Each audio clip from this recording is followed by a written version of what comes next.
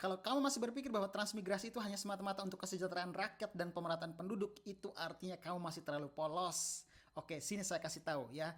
Yang namanya negara demokrasi, suara rakyat itu adalah di atas segalanya.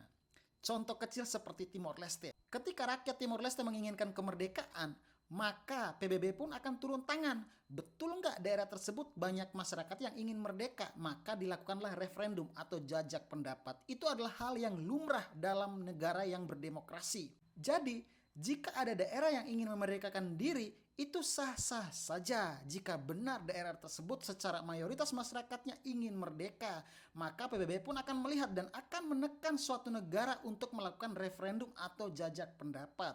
Nah, hal inilah yang diantisipasi oleh Indonesia. Jangan sampai ke depan itu ada suatu daerah di Indonesia itu ingin memerdekakan diri.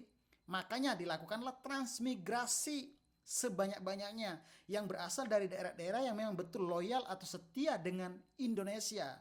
Sehingga suatu saat ketika ada referendum, ada suatu daerah yang ingin merdeka, yang memisahkan diri dari Indonesia, di situ banyak orang-orang transmigrasi yang justru jumlahnya itu lebih banyak dari penduduk asli, yang mana ini adalah modal suara yang sudah pasti kalau diadakan referendum, sudah pasti banyak yang memilih bertahan dengan Indonesia, bukan untuk merdeka.